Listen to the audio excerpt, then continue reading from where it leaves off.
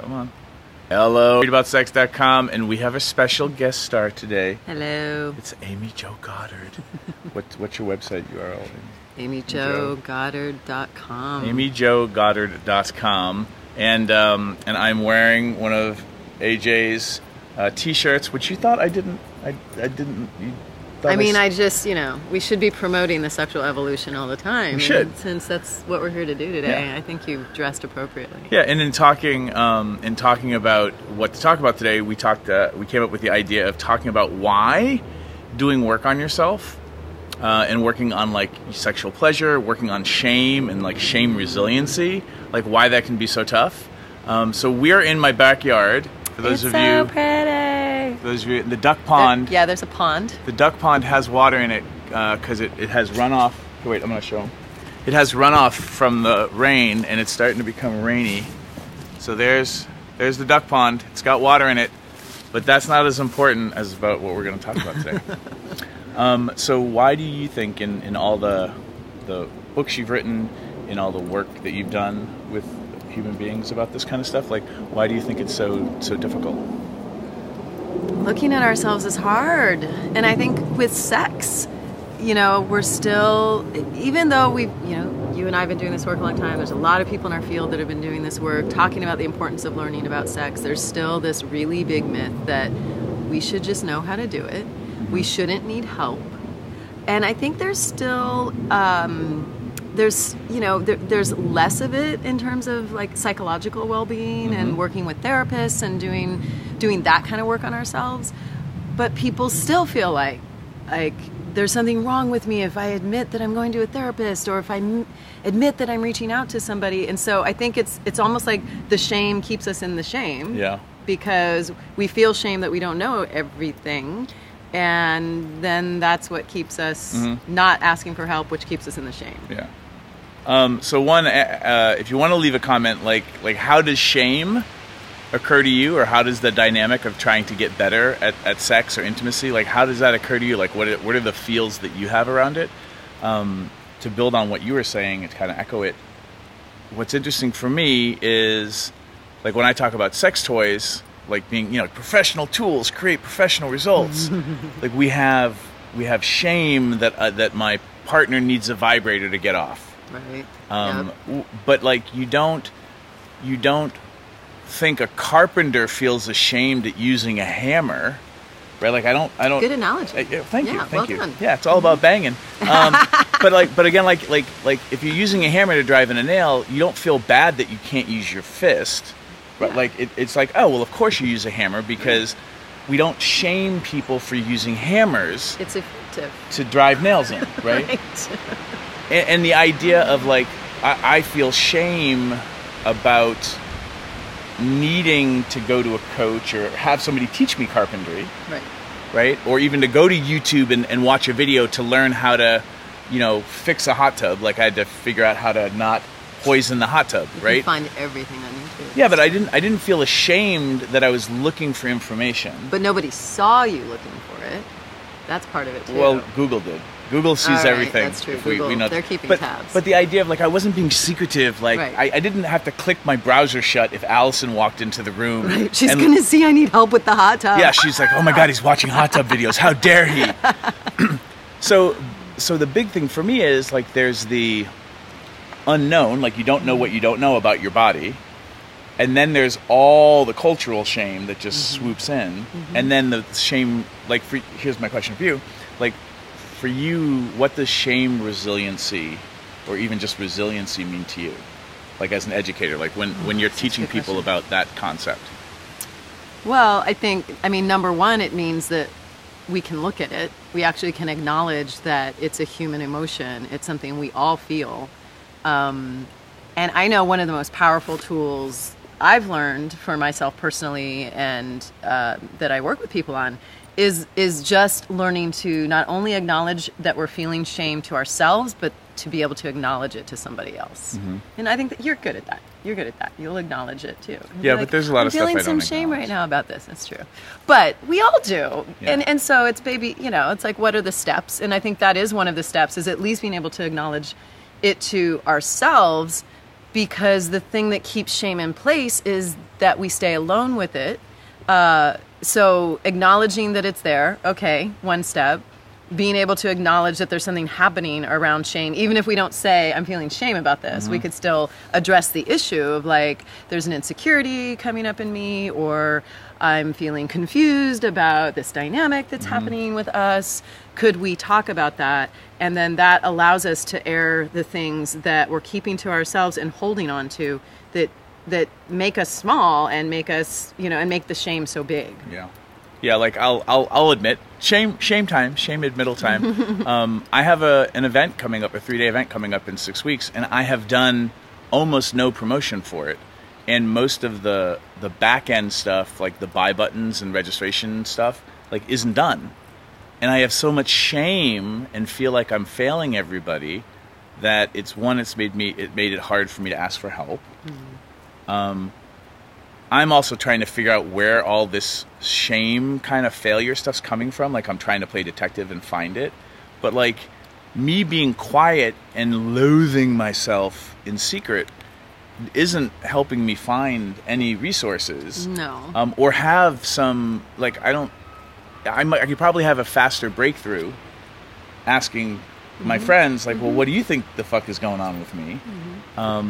And it could be that we just moved and I moved into a house and all these other things, but it feels like an excuse. It feels like I'm excusing myself. But my ability, for me, the resiliency piece isn't just about talking about it. It's being how long, or how do you take care of yourself? Because it's not always about how long you can be in your feels, but can you be in your feels and still be present and take baby steps forward? Right. Because then if at some point it becomes too great and I shut down, then I go back into my little container, and then I have to crawl out of that container again. And I think that's a little bit different than I need to take a pause for self-care, because we have to be careful of overachieving-ness. Like I have to tough through this. But the resiliency is, can you stay in it while you stay effective or have your agency? And love yourself in it. Really, love yourself. And I think in relationship, this happens in sex, right? So people will stay alone in their shame. They're like, oh my God, I'm not doing it right. My body this, my sex skills that, whatever the shame is that they're in. And then you have two people in relationship that are sitting there in their shame, not spirals. connecting. Yeah. And then they're feeding each other's shame or silence because they're not able to address it. And then that's painful because you're not having the connection that you actually want to have, which is the point usually to begin with. Yeah.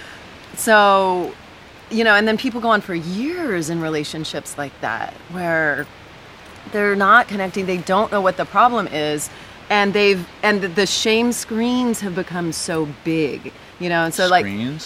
So that's a concept that Brene Brown talks about, that we all have these shame screens. We have these way of protecting ourselves around the shame. And so there's I'm gonna move toward you in my shame, like, okay, let me put attention on you. Let me try to make things better. Let me people please you, as a way of like not dealing with what's really going on. There's I'm going to move against you, and so I'm going to fight you. I'm going to make you wrong. I'm going to make a scene, lash out, so that I don't have to deal with the shame. And then there's, what's the other one? I think it's a with. I didn't think about this before, but. But this idea Brene Brown, that... we come Brene, tell us. Leave a comment. Let us know. She's probably watching, Yeah. But yeah, this idea that like we have these ways of, it's a defense. We have these ways of protecting ourselves from feeling that shame so deeply. And yet it's such an amazing place where we can grow. And we do it emotionally. We do it spiritually. We do it sexually. You're doing it in your business, professionally. Yeah, and just a quick distinction for those of you who haven't nerded out on this yet. The distinction between shame and guilt. Like guilt is I did something wrong. I didn't promote my 3-day event effectively. Shame is I'm broken, I'm wrong, I'm a bad person.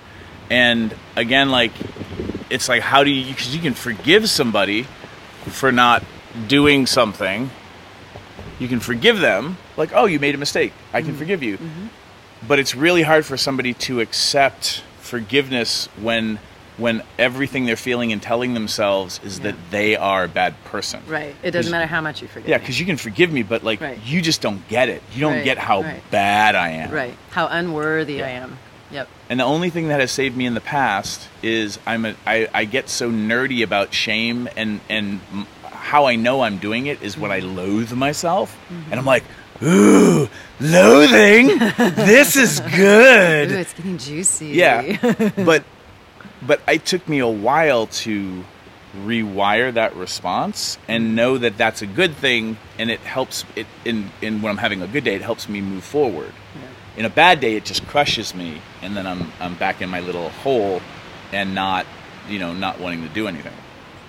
Yep. Any steps for people before my battery runs out? If around like when you're feeling shame, or what's the difference between shame and resistance for you? Shame and resistance? Like I have a block versus I have a shame, or maybe it's a shame block. I mean, I think the resistance comes up because we don't want to look at it. Either we don't want to acknowledge that the shame is there and admit it because we think that makes it real clear something's wrong with us, which again is just like the shame all over again. It's like multiple layers of shame. And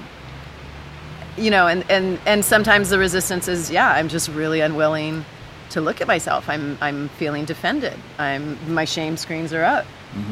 So, I think it's one of like the biggest tasks of adulthood and maturity in relationships to be able to see when those defenses are up and to not let them lead, and to just be able to acknowledge them and be like, oh, I don't want to be passive aggressive, or I don't want to, be responding to you in this way. I don't want to be projecting all of my daddy issues on you. I don't want to, start to see like, these are my patterns when I'm feeling insecure or I'm in my shame. Let me try to interrupt that pattern. And those can be baby steps. It's like pick one. Like we've all got multiple defenses. There's so many defenses. They're in my book. Read the emotion chapter in my book. We'll put the link in the description. Where can they find your book? Everywhere books are sold. It's called Women on Fire. But it's good. Don't let the title fool you. It is very helpful for people of all genders.